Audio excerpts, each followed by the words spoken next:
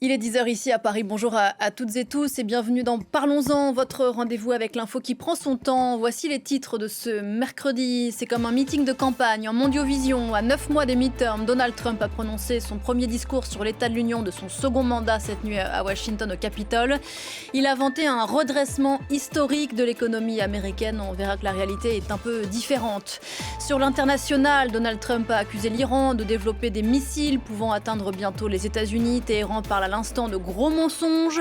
Le président américain affirme toutefois privilégier l'option diplomatique alors que les négociations sur le nucléaire avec les Iraniens reprennent demain à Genève et que la mobilisation anti-régime des étudiants se poursuit également dans les facs à Téhéran.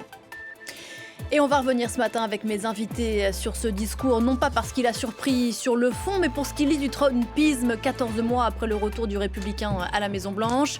Un discours qui se rêve autoréalisateur tout en multipliant les contre-vérités. Qui convainc-il encore? Les électeurs de Donald Trump qui connaissent la réalité de leur quotidien achètent-ils encore? Ces grandes formules répétées à l'envi sur la grandeur retrouvée de l'Amérique. Âge d'or release, c'est la question que je vais poser ce matin à Romuald Siora, Gauthier Rybinski qui va nous rejoindre dans un instant et James André. Bonjour messieurs, merci d'être là. Bonjour. On a beaucoup de choses à se dire, c'est Parlons-en et c'est parti.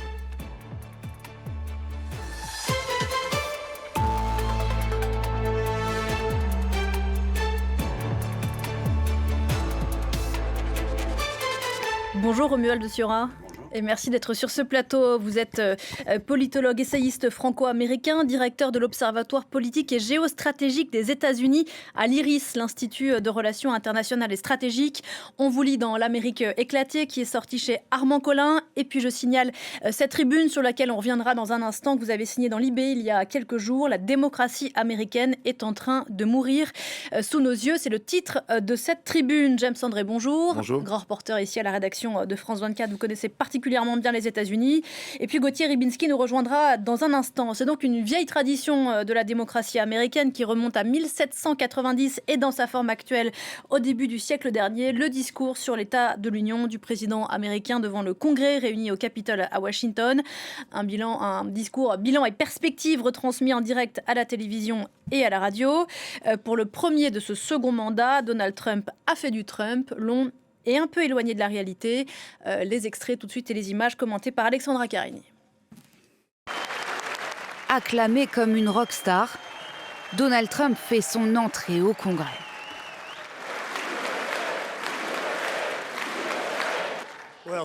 Merci beaucoup à tous, c'est vraiment un honneur. Pendant 1h47, il s'est adressé aux Américains, un record pour un discours sur l'état de l'Union. Une prouesse qui ne tient pas aux annonces peu nombreuses du président, mais plutôt à ses talents d'orateur et à sa capacité à s'auto-congratuler, notamment sur l'économie. Notre nation est de retour, plus grande, meilleure, plus riche et plus forte qu'avant. La lutte contre l'immigration illégale est aussi une grande source de fierté. Ovationné longuement sur son bilan, le président voudrait aller encore plus loin et rendre obligatoire la présentation de documents d'identité dans les bureaux de vote. Il appelle les membres du Congrès à soutenir sa réforme. Le Congrès devrait s'unir et adopter dès maintenant cette législation de bon sens qui sauvera le pays. Selon Donald Trump, les scrutins seraient faussés par le vote de personnes en situation irrégulière, une affirmation non sourcée, dénoncée comme d'autres par les démocrates. J'ai trouvé que c'était un état de délire, c'est tout ce que j'ai à dire. Le parti d'opposition a chargé la gouverneure de Virginie de prononcer le traditionnel droit de réponse. Elle a notamment insisté sur le coût de la vie pour les Américains. Les coûts sont trop élevés dans les domaines du logement, de la santé, de l'énergie et de l'éducation. Et je sais que ces mêmes discussions ont lieu partout dans le pays. Les démocrates fustigent un président déconnecté et interpellent les Américains sur les méthodes de l'ICE, les licenciements massifs dans les administrations et la gestion de l'affaire Epstein. Quelques mots sur la forme avec vous, Gauthier Rybinski. Rebonjour Gauthier. Bonjour. Puisque vous avez suivi au cœur de la nuit ce discours en direct qu'on a retransmis sur l'antenne de France 24, record battu d'abord, 1h47 de discours. Oui, et c'est là qu'on pense à une boutade, mais qui s'impose, c'est que vous avez vu le nombre de fois où les partisans de Donald Trump sont obligés de se lever et de se rasseoir. Et Dans donc, une espèce de mécanique un peu robotique. Hein. il y a une mécanique qui fait à la fois qu'on est dans un cadre solennel et en même temps dans un meeting. Hein, c'est les deux. Mais alors, on est impressionné. Regardez le vice-président derrière, qui donc, il ne s'agit pas qu'il ait un limbago ce jour-là. Bon, blague à part. Sur la forme, ce qui est toujours intéressant, c'est de voir comment Donald Trump parvient à... Alors, vous me direz, la contestation, elle a eu lieu, mais elle est délicate dans ce cadre-là. Mais parfois même à se tirer une balle dans le pied, alors qu'un certain nombre de statistiques ne sont pas forcément à sa défaveur, mais lorsqu'il les tord avec des chiffres qui, eux, sont, on va dire, quasiment faux ou parfois totalement faux, ça annihile, pour peu qu'on se donne la peine d'étudier la chose, ça annihile le côté favorable que certaines statistiques lui confèrent. Donc il y a cette comment dirais-je, cette impossibilité à considérer les choses de manière factuelle, et c'est là que l'on voit la torsion idéologique à chaque fois. Vous prenez par exemple le passage, on en a parlé, sur Medicare, sur ce qui reste d'un dispositif voulu autrefois par Obama. L'idée de Trump, en deux mots, c'est de considérer qu'il y a trop de profiteurs, de gens qui bénéficient d'un assistanat. Or, dans la majorité des cas, il s'agit de gens qui travaillent, donc qui ne bénéficient pas d'une forme d'assistanat. Simplement, il y a un tel décalage entre leurs revenus et le coût des soins qu'ils sont tributaires de ces mesures-là. Et vous voyez, on pourrait multiplier les exemples. À chaque fois, il y a cette volonté de tordre par a priori et par idéologie des choses qui sont plus complexes dans la réalité. On va revenir sur le fond, bien sûr, mais encore un mot sur la forme. James André, on connaît l'animal, passez-moi l'expression, mais on l'a vu un peu plus cadré que Alors, moi, je vais être honnête d'ordinaire. avec vous, je me suis installé, je l'ai regardé, c'était long, comme bien souvent avec Donald Trump. Ça n'a jamais été aussi long, un discours sur les oui, mais pour être honnête avec vous, moi, je trouvais qu'il était plutôt bon. C'est-à-dire que si on prend ces récents discours qui ont été en mondovision, comme vous le disiez tout à l'heure, c'est-à-dire que ce soit Davos, qui était brouillon, confus, où ça partait dans tous les sens, que ce soit d'ailleurs le Board of Peace, le lancement, où là aussi c'était tout à fait brouillon, et bien là, en l'occurrence, je dirais qu'il est resté en tout cas sur on script, comme on dit aux États-Unis, c'est-à-dire qu'il a manifestement suivi ce qui était écrit. Il a fait du Trump au point de faire presque de la télé-réalité quand il a dit, regardez, on a libéré l'oncle de cette dame au Venezuela, et d'ailleurs, il est avec nous ce soir. Bon, donc là, on est complètement dans The Apprentice. Donc très clairement, il a été, je trouve, efficace sur le plan politique. C'est-à-dire, je suis tout à fait d'accord avec ce que dit Gauthier, c'est-à-dire qu'une fois de plus, c'est bourré d'approximations, d'exagérations, de chiffres qui sont faux, mais il s'adresse finalement, dans cet état de l'Union, à 27% d'indécis qui étaient devant leur téléviseur. Ce soir, en tout cas, donc d'électeurs non affiliés, donc ils ne sont ni des pro-Trump à mort, qui auront été satisfaits, hein. Disons-le, ils auront été satisfaits. Trump leur a refait ses greatest hits, l'immigration, le coût de la vie. Bon, et puis on va en parler tout à l'heure, mais il a fait un certain nombre de choses à ce niveau-là. Évidemment, ceux qui sont anti vont repartir tout aussi anti, il n'y a pas de problème. Mais ces 27%-là, eh bien, il se sera remis dans cette posture d'être, on va dire, dans sa tête. On est bien d'accord, hein ? Le chevalier comment ça s'appelle, du bon sens, comme il dirait, etc. Et là-dessus, je pense qu'il a été assez efficace. Je pense qu'il y a un moment qui a été commenté d'ailleurs dans la presse américaine, c'est le moment où il dit, est-ce que selon vous, il dit ça à tout le monde, levez-vous si vous pensez qu'un président des États-Unis doit protéger les citoyens américains ou bien les immigrants illégaux. Évidemment, il met tous les démocrates dans une posture impossible parce qu'ils ne peuvent pas se lever, puisque c'est leur adversaire politique, que c'est Minneapolis, que c'est tout un totem. Et dans le même temps, eh bien, ils sont assis, et là, il peut se retourner en disant, eh bien, regardez. Et ça, ne nous détrompons pas. Rappelons-nous que c'est de la politique. Il n'est pas économiste. Il n'est pas là pour donner les vrais chiffres. Il fait de la politique. Et ça, malgré tout, ça aura une certaine efficacité. Il n'est pas là pour donner les vrais chiffres, on va y revenir. C'est alors, un point, c'est un point intéressant. Oui. C'est un point intéressant. Mais alors justement, en écoutant ce discours, nous qui ne sommes pas spécialistes de la politique américaine, ce qui est pour le coup votre cas, Romuald Sura, on se dit mais à qui il parle en réalité ? Parce que les électeurs républicains auprès duquel il a quand même perdu des points, ils la connaissent, la réalité économique, ils savent que ce qu'ils racontent n'est pas tout à fait leur réalité, que leur pouvoir d'achat est toujours en berne, que le chômage est toujours élevé. Il parle effectivement aux indécis ? Bien sûr, il parle aux indécis, c'est tout à fait vrai, et il parle quand même à son électorat de base, à celui qui le suivrait jusqu'en enfer, à celui qui a marché sur le Capitole le 6 janvier 2021, bien évidemment. Il avait deux objectifs, essayer de convaincre un maximum d'indécis, et il a fait du très bon Trump, il a été excellent, il a été presque présidentiel dans sa posture hier, très différent de ce que l'on peut voir d'habitude. Ça a été un coup de maître ce qu'il a fait avec les démocrates, effectivement. Cela a sans doute influencé certains voteurs, en tout cas touché des millions d'Américains, ça c'est clair. Et puis toujours sa base électorale. Ce qui fait aujourd'hui de Trump ce qu'il est, parce qu'on parle beaucoup de son impopularité, il faut un petit peu arrêter, voir les choses telles qu'elles sont. Oui, 60% d'impopularité, 40% à peu près, ou 39% d'Américains qui le soutiennent, sont quand même des taux qui feraient pâlir d'envie Emmanuel Macron ou François Hollande dans son temps. George W. Bush a été à 73% au même moment, un autre moment de son mandat, Biden à 60%, donc rien de catastrophique. Et quand on parle aussi des critiques des Américains, quand par exemple à ICE, oui, les Américains ont été très choqués dans l'ensemble, bien évidemment, suite aux deux personnes assassinées, mais une majorité d'Américains soutient sa politique de migration. Donc ce n'est pas un président si affaibli, et hier, son objectif, au-delà des indécis, était de ressouder sa base électorale, la nation MAGA, qui certes est peut-être un peu plus fébrile qu'avant, mais qui répond toujours présent. Alors, il n'a pas dit tout à fait la réalité, notamment sur le bilan économique. Et Mathieu Mabin, à Washington, s'est chargé de débunker en mauvais français, quelques-unes des fausses informations qu'il a dites. On écoute Mathieu Mabin à Washington.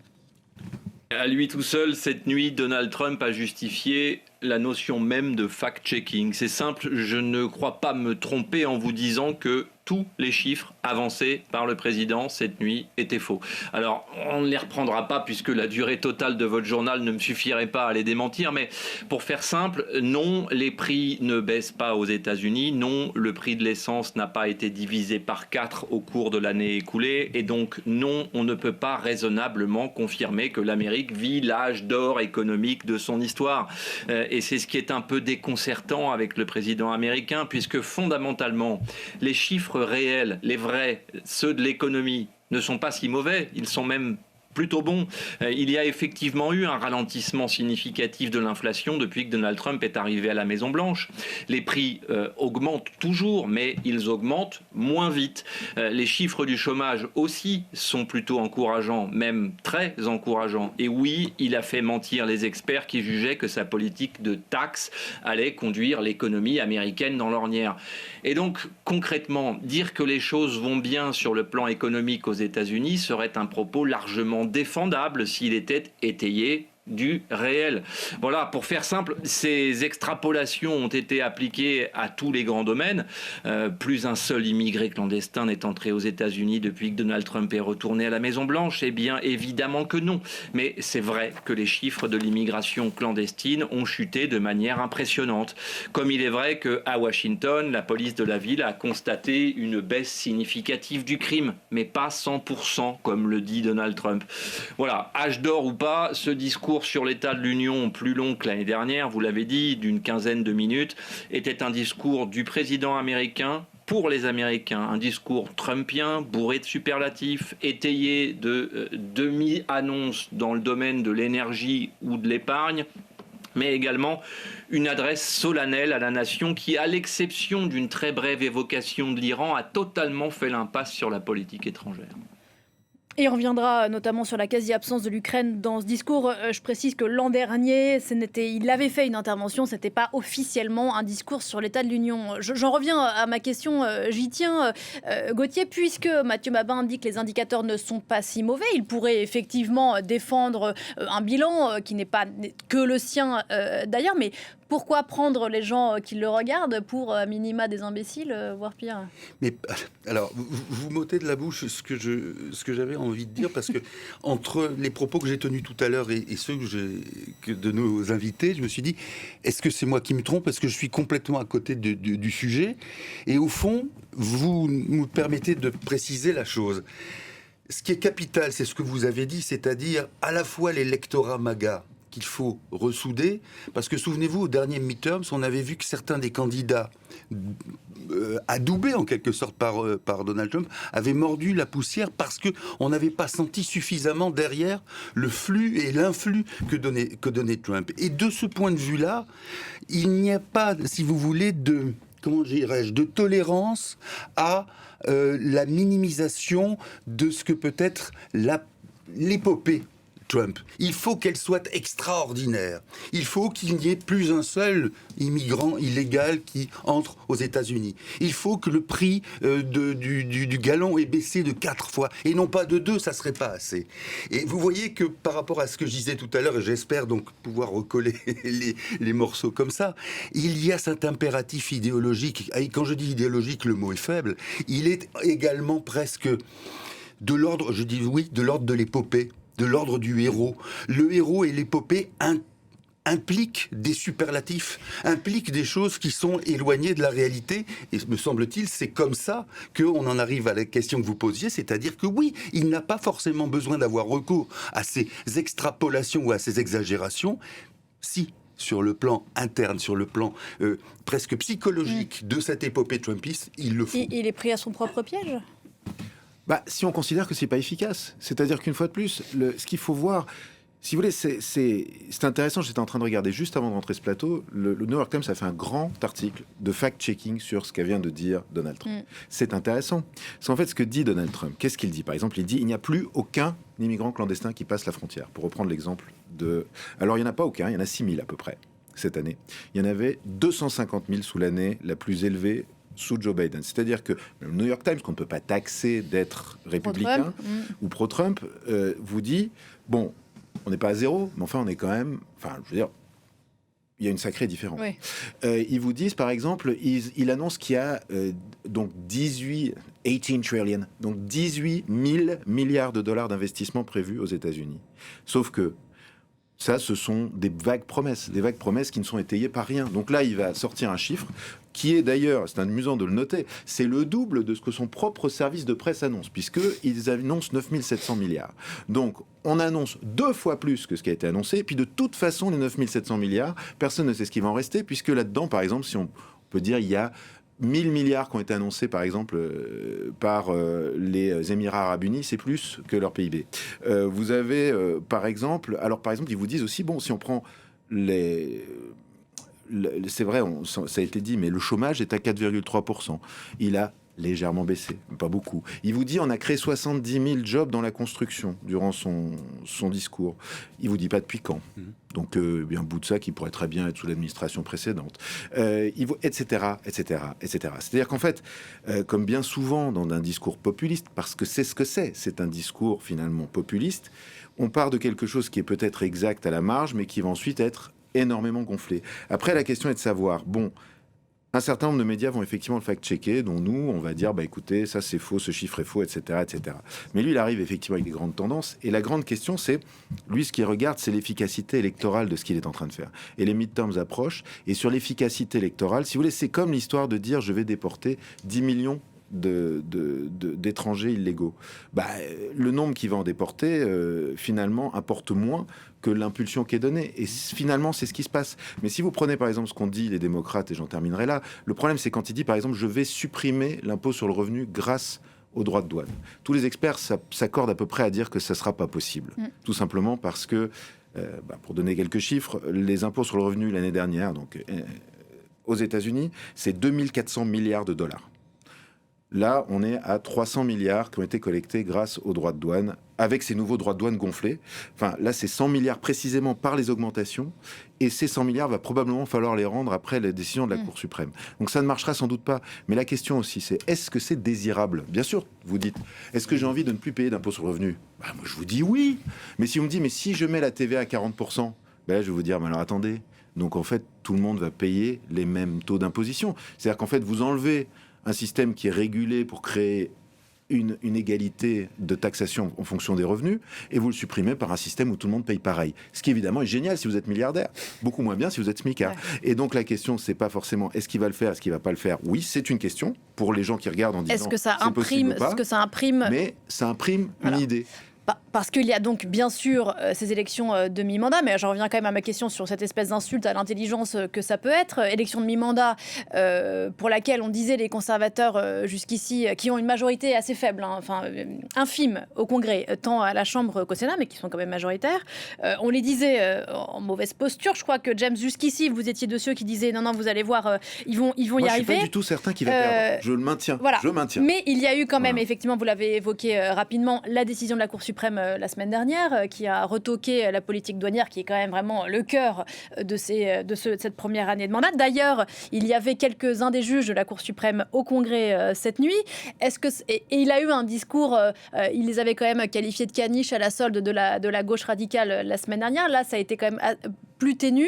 Est-ce que ce moment, est-ce que pour lui quand même, il y a un trou de souris assez mince dans lequel il doit passer après cette décision-là? Il avait été jusqu'à les traiter quasiment de traîtres. Hier, effectivement, il était beaucoup plus... Ce qui dit beaucoup de sa conception. Beaucoup plus soft hier. Écoutez, il s'est pris une gifle face à la nation américaine, bien évidemment, face à la communauté internationale. Il a été renvoyé comme un écolier dans le coin avec un bonnet d'âne. Mais je ne pense pas que cela aura une grande répercussion sur les mid-terms, malgré ce que l'on peut penser. Moi aussi, je pense que les mid-terms ne sont pas perdus. Alors, si on suit les sondages, il devrait perdre la Chambre, ce qui ne serait pas non plus trop catastrophique, mais conserver le Sénat. Mais les Républicains ont quand même des chances de gagner ces élections, surtout que celles-ci auront quand même un parfum plus poutinien que d'habitude. Et sans parler de manipulation, il y a quand même pas mal de choses qui sont faites pour essayer d'empêcher certains électeurs de voter et donc de les remporter. Donc je ne suis pas certain que cette gifle énorme qu'il s'est reçue ait une répercussion directe sur les élections. Ça nous semble proche, mais c'est quand même loin dans le temps. D'ici là, il va y avoir d'autres choses. Surtout au rythme de Donald Trump, il peut se passer beaucoup de choses d'ici le mois de novembre. Voilà, là, il va rendre public, alors ça peut sembler anecdotique, mais c'est un coup de maître également, les dossiers concernant les extraterrestres. Ça va un petit peu faire oublier Epstein. Tout le monde va être dessus. Tous les dossiers de la Maison-Blanche, fédéraux concernant ce sujet vont être mis à jour. Il a d'autres atouts dans sa manche. Donc Trump n'est pas fini, n'a pas perdu les élections, même s'il semble qu'il devrait les perdre. Et une dernière chose, ils vont donc tout faire, en tout cas, pour les perdre le plus favorablement possible, si je puis dire, puisque à terme, si elles sont perdues, il y aura évidemment contestation de la part des Républicains. Climat poutinien, dit Romuald Siora Gauthier-Ribinski, ça a été l'un des sujets de ce discours. Et on reparle de J.D. Vance, la question de la fraude, il n'en démord pas. Il y a, selon lui, mais ça date pas de hier, il y a, selon lui, une fraude électorale massive dans son pays. On rappelle qu'il n'a toujours pas reconnu sa défaite face à Joe Biden. Alors, quand même, si je peux me permettre, vous vous souvenez de cette casquette qu'il avait portée un moment où il y avait marqué 45 et 47, c'est-à-dire 45e président des États-Unis, 47e. De fait, c'était une reconnaissance en creux que le 46e, ça n'avait pas été lui. Bon, toujours est-il qu'il tient à sa réforme électorale et ça n'est pas sans peser, bien sûr, sur le scrutin à venir. Oui, bien sûr. Alors, je suis assez d'accord. Est-ce que ça va peser de manière lourde? C'est pas certain, parce que ce que vous expliquiez tous les deux à l'instant me semble capital, et pas uniquement aux États-Unis d'ailleurs, mais la capacité de Donald Trump, c'est avant tout à donner les termes du débat, à montrer quel est le point pesant du débat, de faire admettre ce point-là comme étant le point le plus pertinent, et ce, indépendamment de la question que vous avez posée, c'est-à-dire, est-ce que telle ou telle mesure est-elle souhaitable ? Est-elle désirable ? Vous savez, c'est un petit peu comme quand on dit tel personnage politique est bien parce qu'il est resté droit dans ses bottes. C'est-à-dire qu'il a fait ce qu'il avait dit. Mais si ce personnage politique décide que, par exemple, il faut repeindre en bleu toutes les maisons du pays, est-ce que c'est souhaitable ? Est-ce que c'est censé ? Et donc, par exemple, par rapport à l'immigration, c'est typique de dire... Il y a, plus aucun immigrant, c'est ça, ne serait entré aux États-Unis. Admettons même, vous allez voir comment je reviens à votre question, admettons que ça soit le cas. Est-ce que c'est souhaitable ? Est-ce que ça ne suppose pas d'autre chose, d'ailleurs, dans la tête de Trump et de l'administration, qui n'est pas du tout souhaitable? Bref, le fond de la question, c'est de savoir si ces élections, notamment, vont impliquer un tripatouillage d'un certain nombre de règles électorales, qui, même si elles n'ont pas une influence décisive sur le résultat de ces élections, seraient de nature à entacher encore plus ce qui reste. Il en reste encore au moins un bon morceau, mais ce qu'est la démocratie américaine. Et notamment, quand on parle, par exemple, des femmes mariées qui devraient se réinscrire sur les listes électorales, il y a quantité de mesures de ce type-là, y compris pour ceux qui n'ont pas forcément de documents adéquate d'identité. Alors, bon, il faut un certain nombre de documents, et pourquoi pas d'ailleurs. Mais si on s'aperçoit qu'il y a une majorité de gens qui ont des difficultés à obtenir ce document de base, il y a un hiatus. Et le hiatus, il vient du fait que ces personnes qui ont des difficultés à avoir le document requis, comme par hasard, elles sont plutôt démocrates. Romuald Siora, là-dessus, ou James? Romuald? Oui, tout à fait, bien évidemment. Aux États-Unis, ça peut sembler un petit peu étonnant à un public français. Nous n'avons pas de carte d'identité nationale. La plupart du temps, les Américains utilisent leur permis de conduire, où la nationalité n'est évidemment pas inscrite. Sur les cartes d'État également, nous utilisons notre passeport si nous voulons prouver notre nationalité. Près de uniquement 10% des Américains ne l'ont pas. Donc, il faudrait remettre la main sur le certificat de naissance, difficile parfois à quelques heures du vote, surtout au sein de certaines communautés. Donc ça exclut de facto du vote. Bien évidemment, une catégorie essentiellement issue des minorités et de personnes qui ont beaucoup déménagé et qui ne peuvent pas remettre. Qui serait favorable aux démocrates selon Donald Trump. Voilà, le vote par correspondance a été également drastiquement réduit, toujours favorable lui aussi aux démocrates. On en revient à l'efficacité du discours distillé à l'envi, cette idée de la fraude, efficacité de l'impression dans la tête de ceux qui l'écoutent. Si vous voulez, ça rejoint l'histoire des Somaliens. Il dit ils ont volé 19 milliards et puis c'est beaucoup plus, etc. Et on a toutes les preuves. Fraude aux prestations sociales. Fraude aux prestations sociales, donc il déclenche, pour rappel, pour les téléspectateurs, donc le déploiement de ICE à Minneapolis pour lutter contre l'immigration illégale. Et donc je veux dire, le prétexte, en tout cas, qui est avancé, c'est cette fraude qui doit cesser. Donc là, il nous donne un chiffre qui, là aussi, c'est pareil. La plupart des experts disent bon. Par contre, ce qu'on sait, et ça c'est vrai, c'est qu'il y a un cas très important de fraude aux prestations sociales de la part de la communauté somalienne à Minneapolis. Ça, c'est avéré, c'est un fait. Des gens ont été arrêtés, il y a des enquêtes ouvertes. C'est réel. La question, c'est le montant qui semble augmenter à chaque fois avec Donald Trump.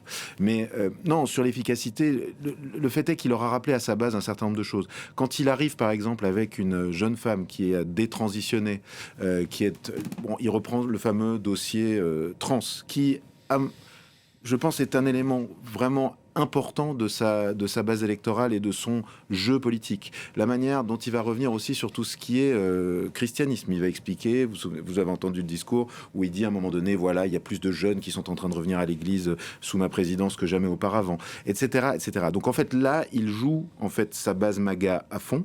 Et après, sur le reste, il diabolise aussi les démocrates, c'est l'autre chose qu'il fait. Donc on l'a vu avec cette histoire de levez-vous si vous pensez que le président, etc., doit protéger les citoyens. Mais il se pose à chaque fois en dernier rempart en expliquant qu'ils sont fous. D'ailleurs, il le dit, ce qui est quand même aussi pareil, quand même pas quelque chose que beaucoup d'autres présidents ont forcément fait, de dire regardez, les démocrates sont complètement givrés. Mais si vous voulez, je dis pour quelqu'un qui ne va pas forcément ouvrir les journaux, voir quelqu'un qui va regarder Fox News, etc., ça aura été efficace. Il a brossé des choses sous le tapis. C'est-à-dire que, par exemple, effectivement, l'histoire des droits de douane est un revers majeur.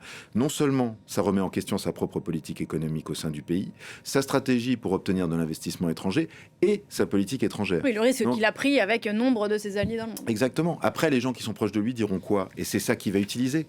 Il va dire, mais regardez, c'est pas que mon idée est mauvaise, c'est qu'elle a été retoquée par la Cour suprême. Donc si on m'avait laissé essayer jusqu'au bout, ça aurait fonctionné. Et donc là, quelque part, il remet le truc sur le tapis, potentiellement pour les suivants. Alors la question, c'est, il dit qu'il a d'autres lois qu'il peut utiliser. Il faut voir lesquelles et s'il va arriver à le faire. Mais le fait est que il va pouvoir utiliser cet argument-là. Donc si vous voulez, sur l'efficacité politique, et puis bien sûr, il y a quand même un truc énorme qui est Epstein, évidemment, il n'en parle pas. Pas un mot de l'éléphant dans la pièce. Non, mais ça, il fallait évidemment, ça aurait été se tirer une balle dans le pied. Mais il aurait fallu être complètement fou pour le faire. Ouais. Mais évidemment, il ne le fait pas. Alors, pourquoi est-ce que ce discours est efficace? Et globalement, le Trumpisme est visiblement efficace dans ce pays. Et vous l'avez rappelé dans Libé, récemment dans Libération, le quotidien français, Romuald Siora, c'est que la résistance intérieure demeure faible. Alors oui, il y a eu des manifestations à Minneapolis anti-ICE. Malheureusement, on le sait comment elles se sont terminées dans le sang pour 2 manifestants. Vous parlez d'un parti démocrate qui est pétrifié. Alors hier, ils ont participé au show d'une certaine façon. Il y a eu l'élu démocrate du Texas, Al Green, qui a brandi cette pancarte disant que les Afro-Américains n'étaient pas des singes, en référence à cette vidéo horrible qui a été diffusée sur le réseau social de Donald Trump, grimant l'ancien président Obama. Il y a eu la réponse de cet gouverneur démocrate. Bon, sans pas une capacité de Vous l'avez réponse. dit, ils ont participé au show, Voilà. au show trumpien. Écoutez, cette administration, et vous parliez tout à l'heure de la politique transgenre, cette administration a 2 objectifs. Il faut quand même garder à l'esprit que Trump de haut n'a rien à voir avec le premier Trump. Ce n'est plus un homme isolé, sans colonne politique vertébrale. C'est un homme qui a été élu avec l'aide de l'extrême droite américaine, qui, cette extrême droite est arrivée pour la première fois au pouvoir. Ses membres les plus éminents au sein de l'administration sont J.D. Vance et Suzy Witt, la secrétaire générale de la Maison-Blanche, des intellectuels de très haut calibre. Ils ont 2 objectifs pour le national. Mettre en place un régime semi-autoritaire sur le modèle de la Hongrie de Viktor Orban. On a déjà dépassé la Hongrie de Viktor Orban aux États-Unis, croyez-moi. Et mener une contre-révolution culturelle woke. Et les 2, évidemment, parlent aux électeurs de Donald Trump. Et cette double révolution est en marche. Trump n'est pas la parenthèse. Les parenthèses ont été Obama et Biden. Et cela continuera après Trump. Vous avez dit quelque chose de très juste. Vous avez dit tout n'est pas encore fichu, plus ou moins, dans la démocratie américaine. Bien évidemment, elle est encore là. La Cour suprême, une cour ultra-conservatrice, a donné une leçon de démocratie en retoquant Trump, non pas sur le fond de l'affaire des taxations, mais sur le fait qu'il avait contourné le Congrès pour imposer cette politique. Aujourd'hui, néanmoins, il faut quand même voir les choses telles qu'elles sont. La démocratie américaine tient encore, mais elle est plus qu'affaiblie. Et même s'il y a une alternance, je ne suis pas trop inquiet avec les midterms. Je pense que même s'ils les perdent, ils pourraient s'asseoir plus ou moins dessus. Ça serait pas mal dans 2 ans de dire, regardez, si tout va mal, c'est parce que les démocrates ont repris la Chambre. Je pense que par contre, l'élection présidentielle est en géopardie. Et ceux qui vous diront, non, c'est un scénario catastrophe, ont beaucoup de caca dans les yeux. Ils oublient le 6 janvier 2021, alors que Trump était un homme isolé. Il n'avait pas le parti républicain derrière lui. Mike Pence était président. Donc bref, cette montée vers l'autoritarisme est toujours en marche et effectivement, il n'y a pas de véritable résistance aux États-Unis. Et puis celui qui était derrière lui cette nuit au Congrès, J.D. Vance, n'est pas Mike Pence, le traître, celui qui n'a pas voulu aller avec lui dans son sens après la tentative de renversement du Capitole. Là-dessus, Gauthier ? Oui, tout à fait d'accord. Encore une fois, cette capacité qu'a Trump à dire ce thème-là est le bon, c'est le mien et c'est là-dessus que je vais gagner est impressionnant. Quand vous disiez tous les deux d'ailleurs qu'il y a cette nécessité de ressouder l'électorat MAGA, souvenez-vous, pendant la dernière campagne présidentielle, on avait dit Trump est mal en point parce qu'il n'est pas capable d'élargir sa base. Et on le voyait, on pensait que dans ses discours, il serait un petit peu plus soft pour justement tenter... Non, il est resté comme il était. Et le résultat, c'est que c'est cette base MAGA qui s'est élargie, elle. Mais sur les bases idéologiques. C'est-à-dire que Trump, lui, n'a pas changé d'un hiatus son idéologie. Et c'est celle qui correspond effectivement à Vance et à ces intellectuels de l'extrême droite. Et c'est là, effectivement, qu'il y a de quoi s'inquiéter parce que ça veut dire que non seulement cette base MAGA survivra d'une manière ou d'une autre à la présence de Trump, mais qu'elle est même en capacité de se développer. Et que de ce fait-là, elle va même servir à celui ou celle qui reprendra les pas de Donald Trump pour être son successeur à la Maison-Blanche, ou en tout cas dans le concours et dans la campagne. James ? Non, je pense que ce qu'il faut voir, c'est le changement séismique qui a eu lieu aux États-Unis depuis la nouvelle élection de Donald Trump. Voir que tous les patrons de la tech étaient perçus, en tout cas, comme démocrates. Ils sont tous devenus républicains. On se rend pas. Ils sont devenus républicains ou ils sont devenus trumpistes ? Ils sont devenus trumpistes, si on veut être vraiment honnête. C'est-à-dire, en tout cas, ils sont devenus conservateurs. Mais ce qu'il faut voir, c'est que ça se répercute, en fait, si vous discutez avec des Américains, ça se répercute dans la société. C'est-à-dire qu'il y a beaucoup de choses qui étaient, je pense, qui étaient des effets aussi, parce qu'il faut se souvenir qu'avant, on était aussi dans quelque chose qui était discutable. C'est-à-dire, si vous prenez, par exemple, les fameux pronoms, dans les entreprises. Vous voyez, le badge avec his, her, her. Donc, c'était ce principe qui consistait à dire, je dois pouvoir affirmer mon genre avec un badge. Ça, je pense qu'on le voit plus beaucoup dans les entreprises américaines. C'est-à-dire peu de gens l'ont continué parce qu'ils étaient convaincus. Ils l'ont fait parce qu'on leur a fait l'injonction de le faire. Et d'ailleurs, pour la petite histoire, les boîtes du CAC 40, on leur a demandé, leurs partenaires américains ont dit, écoutez, ce serait bien que vous le fassiez. Et les boîtes du CAC 40 français ont fait, écoutez, non, on va pas le faire. Bon, donc ce que je veux dire, c'est qu'on était aussi dans quelque chose qui était sans doute un peu artificiel. Et ce qu'on a maintenant, c'est en fait, on a une espèce de retour de balancier, mais qui va bien au-delà, je pense, juste de ce qui se passe au niveau de la politique elle-même. C'est-à-dire qu'il y a un effet sociétal. Après, la question, c'est où est-ce que ce balancier va tomber ? Et ça, on va le savoir au mois de novembre. Mais on a eu, je pense vraiment, sur le plan culturel, un changement énorme. Et c'est vrai que lui a donné une impulsion, qu'il est extrême, qui raconte souvent, il fait des déclarations qui sont fausses. Mais une fois de plus, l'efficacité politique de gens qui ne vont pas vérifier, qui ne vont pas aller chercher les chiffres. Combien d'électeurs américains, combien de ces 27% d'indécis, qui sont ceux qui sont vraiment finalement les plus importants à sortir de ce discours, vont effectivement aller regarder les chiffres du chômage, de l'inflation, vérifier que c'est vrai ou pas. Sans doute pas beaucoup.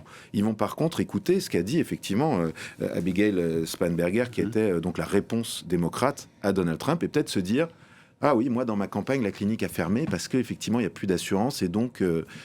non, moi, ça m'intéresse pas de voir les prix des médicaments baisser, de me retrouver avec un système dans lequel il n'y a plus d'égalité, donc moi, je perds mon service puisqu'il n'est pas rentable. » Ça, ces gens-là vont peut-être se dire ça. Après, sur l'effet du discours de Trump, non, j'ai bien peur qu'il était effectivement efficace.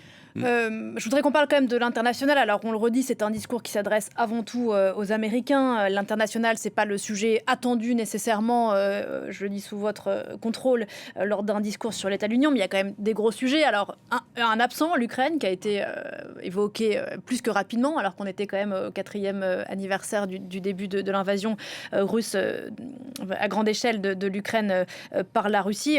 Qu'est-ce que ça dit, ça, ou qu'est-ce que ça ne dit pas ? Et une fois encore, ses électeurs, il avait promis sa promesse de campagne principale concernant l'international était l'Ukraine, y mettre fin en 24 heures.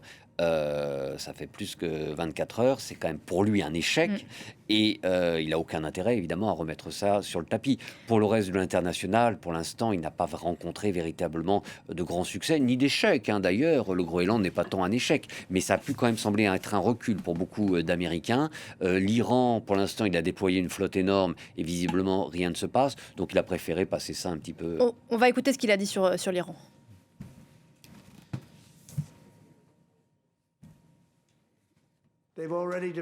Ils ont déjà développé des missiles capables de menacer l'Europe et leurs bases outre-mer, et ils travaillent à la construction de missiles qui pourront bientôt atteindre les États-Unis d'Amérique.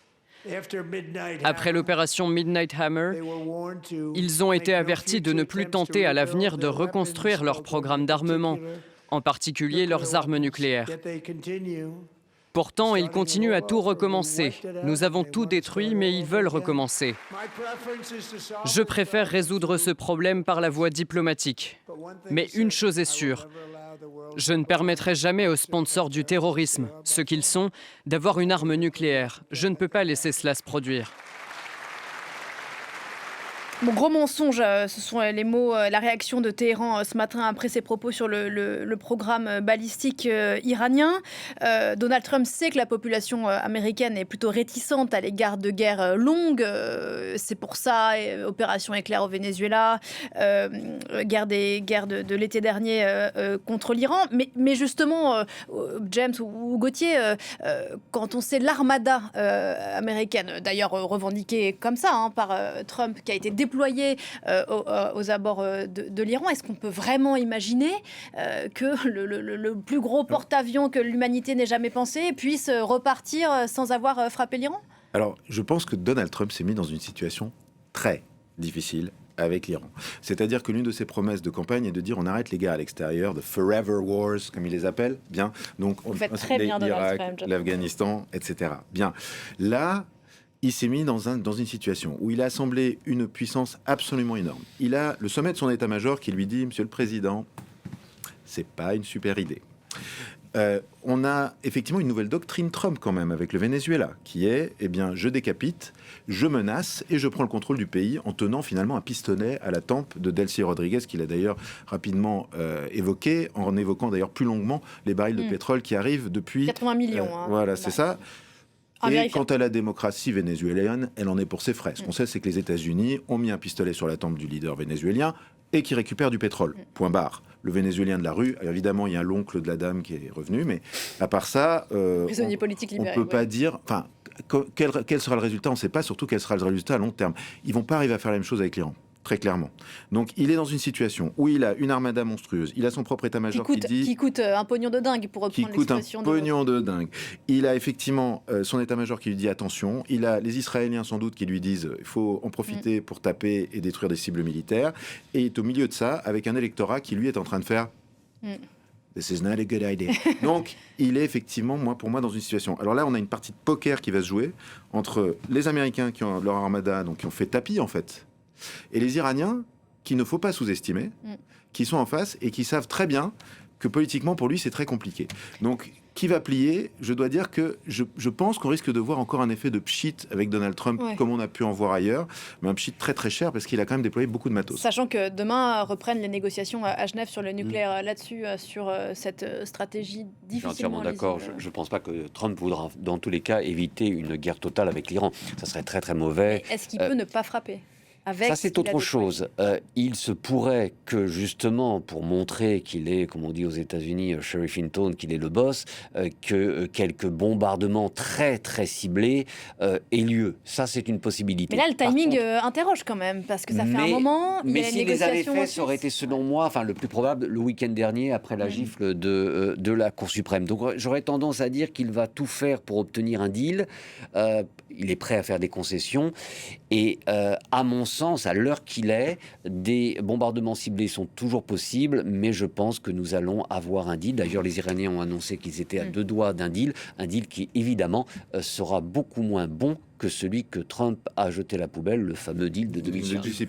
En 2018, Gauthier. Oui, tout à fait en accord avec ça. Je crois que si on veut rejoindre ce que disait James tout à l'heure sur le séisme culturel, au fond, pour Donald Trump, l'affaire iranienne ou internationale, parce que ça ne va pas assez vite, parce qu'il ne parvient pas à faire exactement ce qu'il veut, on la met effectivement sous le tapis. C'est ce qu'il avait dit sur l'Ukraine, moi, au bout d'un moment... Exactement, si c'est trop compliqué, on va voir ailleurs. Eh bien, on le met sous le tapis parce que justement, pour l'électorat de Trump, ça n'est pas assez transgressif.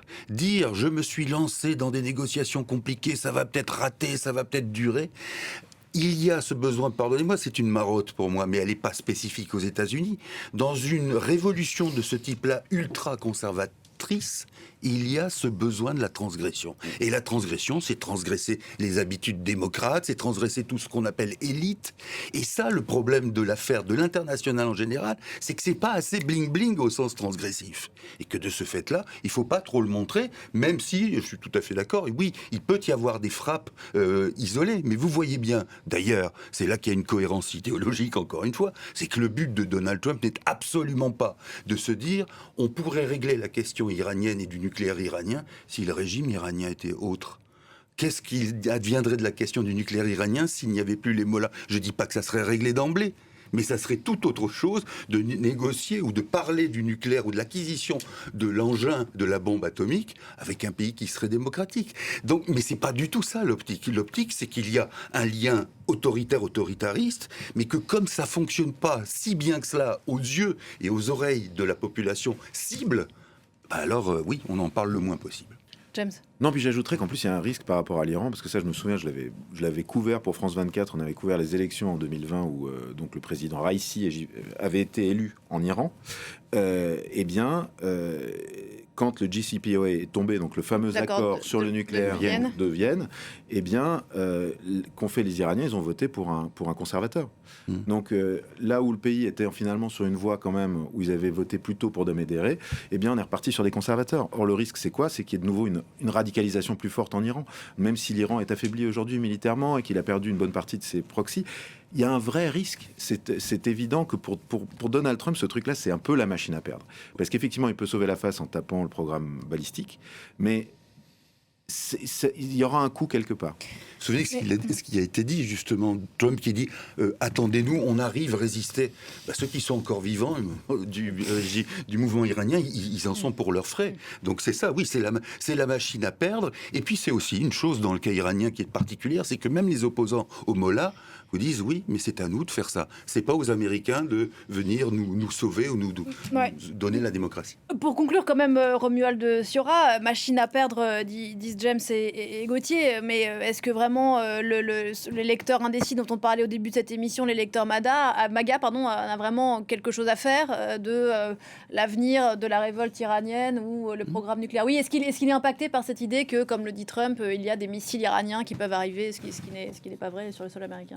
Peut-être un petit peu, mais l'électeur américain se moque en général de l'international et l'électorat MAGA encore plus. Ce qui leur importe, c'est la mise en place de ce régime semi-autoritaire qui pourrait, selon eux, redonner sa grandeur à l'Amérique, la politique anti-immigration et cette révolution ultra-conservatrice, anti-LGBT, anti-transgenre. Et comme vous l'avez très bien dit, aujourd'hui, au-delà de toutes les entreprises, moi je le vois au quotidien aux États-Unis, cela a gangréné l'entièreté de la société, que ce soit les plateformes de streaming où il n'y avait que des films vantant l'inclusivité. Aujourd'hui, les personnages gays ont disparu, les transgenres ont totalement disparu, les noirs disparaissent progressivement des publicités, ils ne sont même plus au taux de 10-12% qui était obligatoire depuis les années 60, leur taux de proportion dans la population.